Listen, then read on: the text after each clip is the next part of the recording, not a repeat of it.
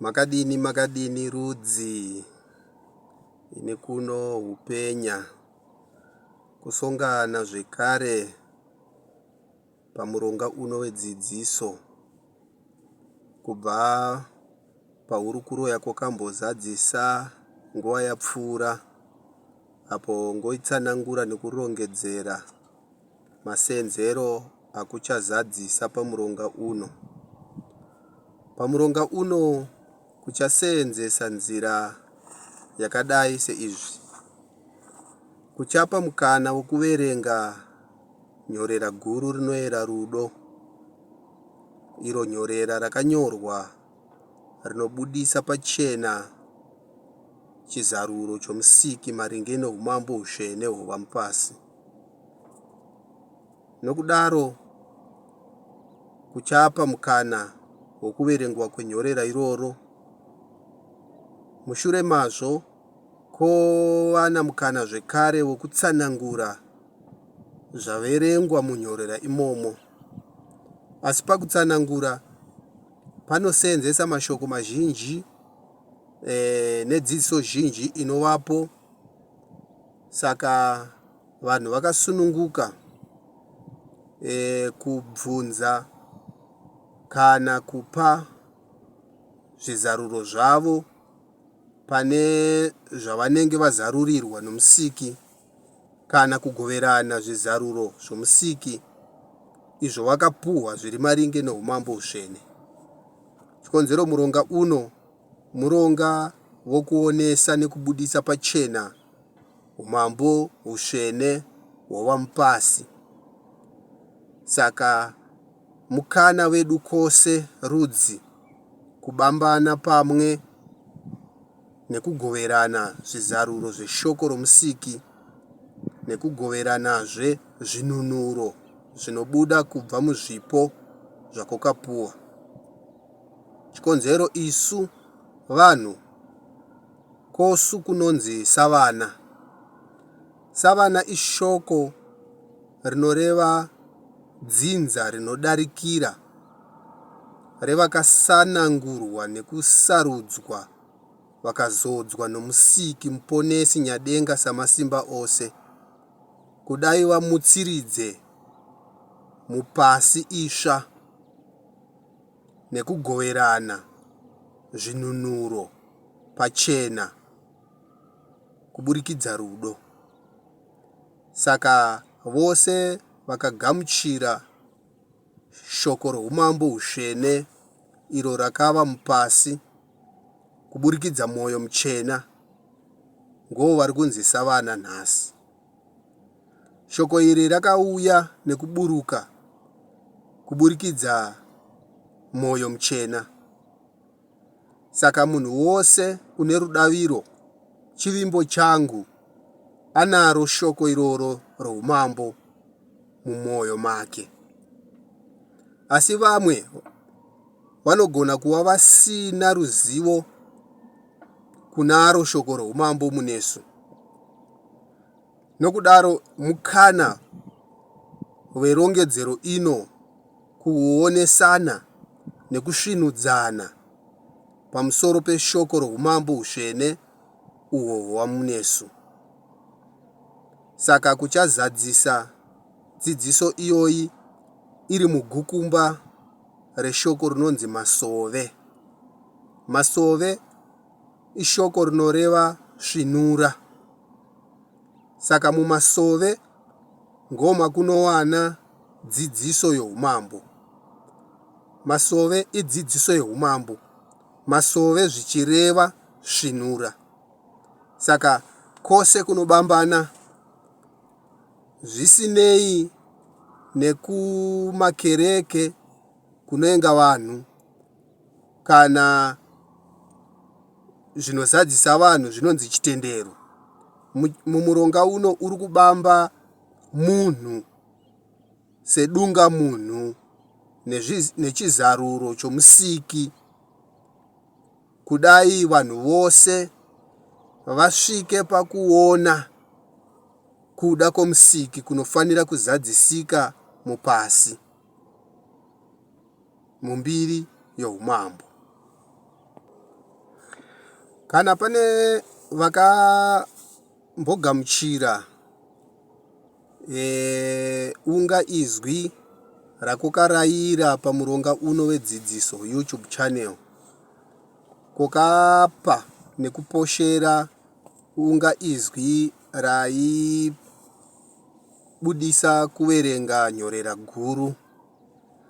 Pane zvakaverengwa ipapo kuri kuda kutsanangura nekukurukura pamusoro pezvazvo.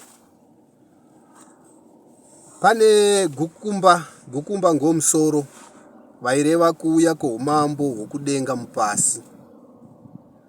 Kana kuri kureva kuuya kweumambo hwokudenga mupasi, kuri kutsanangura kudzoka kweumambo mupasi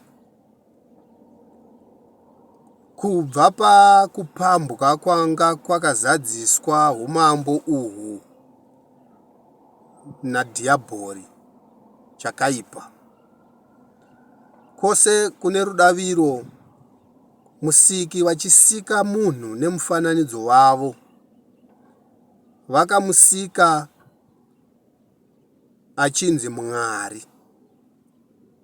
Shoko Mwari ishoko rakavamba kupuva chisikwa chavo, musiki chavakasika chakafanana naivo, vakachipa masimba neumambo kudai chisikwa ichi chikokere zvisikwa zvose munzvimbo yainzi Chisi Chisva. Chisi Chisva inzvimbo yakavamba kupuva Mwari nomusiki mushure mekusikwa kwake. Kune vanoverenga shoko rinonzi Bible, vanopupurirana neni pamusoro pechinhu ichocho. Nzvimbo iyi iri kududza nechikangozveko Chisi Chisva ngo inonzi Eden. Saka vanhu vakavamo pakuvamba mubhaibheri munodudza Adhamu naEvha. Kana midaidzo yavo iyoyo ichidudzirwa kana kureveka muchikangozveko, Adhamu unonzi Pamhidzamo, Evha unonzi Raramisa. Nokudaro Raramisa naPamhidzamo ngo vaMwari vokuvamba, asi mudaidzo wavanopuwa unodudzwa kunzi Mwari. Chikonzero Mwari haana huzhinji hwaari. Chikonzero chinhu chinomiririra, chinhu poshi chinomiririra zvinhu zvizhinji. Saka Mwari ngo paakasikwa akaiswa muchisi chisva. Shoko rekureva Mwari rinodudza chakafanana nomusiki. Saka Mwari vasikwa vaiswa muchisi chisva, vakapuva umambo nemasimba kunzi vakokere zvisikwa zvose zvinosanganisira zvinoonekwa nezvisingaonekwe asi zvinozikana. Saka nokumwe kureva kunodudza vakapuwa umambo hwokukokera zvinhu zvose. Nokudaro varimo muchisi chisva, dhiabhori chakaipa akanzi munyengeri ngopa akauya akarunzira Mwari vari muchisi chisva. Akarunzirwa kunzi asenzese zvinhu zvisina mudzi maari. Chikonzero Mwari vachiswa muchisi chisva vakapuwa homekedzo yezvinhu zvavanofanira kuzadzisa nechiraramo chavanofanira kurarama vari imomo.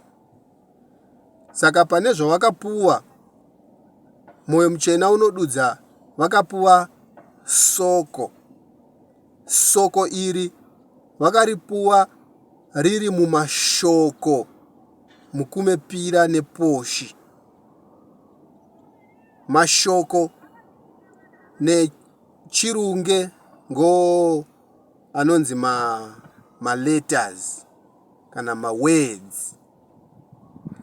Saka Mwari vapuwa mashoko mukumepira neposhi kudai vamasevenzese pakureva nomusiki, kureva pachavo ivo nokureva kumadanha. Dhiabhori munyengeri chakaipa akawana mukana wokurunzira Mwari.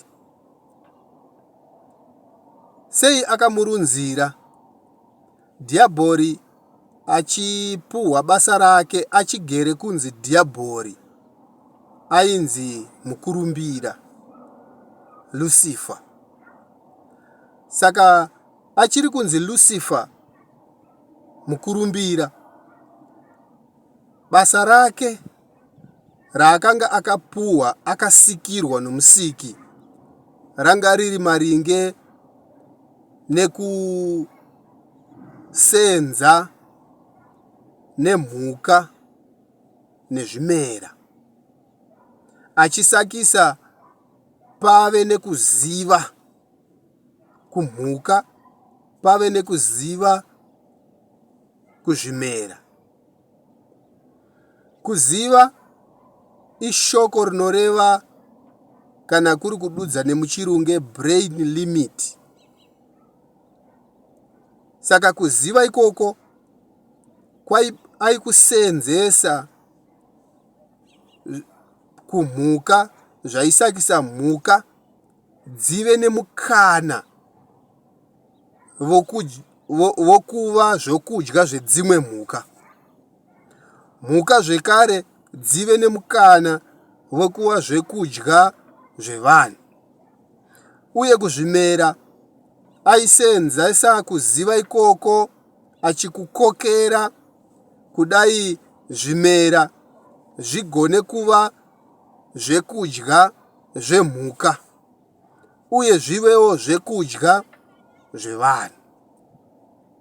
Saka kuziva chinhu chinosakisa chinhu chisararame nokusingapere, chinhu chidengerere kana kuti chikombere chiraramo chacho. Pachirunge inobva yanzi life cycle. Saka kumhuka kwakapuhwa life cycle ine life span. Kuzvimera vegetation kwakapuhwa zvekare life cycle ine life span. Asi kumunhu, Mwari achigere kunzi munhu ainzi Mwari, kuna Mwari vakanga vasina kupuhwa life cycle nelife span. Chikonzero musiki vachisika Mwari vachimufananidza naivo, vakareva Mwari ngaakokere zvinhu zvose achibamba ushe kubatsira zvinhu. Saka munhu akanga asina kukomberwa chiraramo chake. Saka panga pasina mukana kana masenzero ari mumawirirano amukurumbira naMwari. Vanga vasingasenze pamwe. Chikonzero Mwari aisenza nemashoko aakapuhwa aipupurira chiraramo, kurarama narini. Mukurumbira aisenza kumhuka nekuzvimera achisakisa zvikombere chiraramo chazvo zvigone kuzovawo zvekudya zvedzimwe kana nezvevanhu. Saka ipapo ngopakavambira dambudziko. Dhiabhori akada kusenza naMwari, akada kuvangudza ushe hwake. Dhiabhori achiri kunzi mukurumbira akada kuvangudza ushe hwake hubambane neushe hwanga hwapuhwa Mwari. Saka nenzira iyoyo akabva ayenga kunorunzira raramisa. Kudai raramisa asenzese shoko raakanga asina kupuwa homekedzo yaro kana mvumo yaro kunzi arisevenzese. Shoko irororo ngorinonzi kuziva. Pamashoko mukume pira neposhi akasika zvinhu ngo Mwari akanga apuhwa kunzi asenzese. Asi pane rimwe shoko rakazosikwa kana rakazovapo mushure memashoko aya mukume pira neposhi raisenza namukurumbira. Shoko iroro rinonzi kuziva. Harina mudzi munesu isusu pakubva pakusikwa. Uchadarikira mberi mushure mekumbopa befu.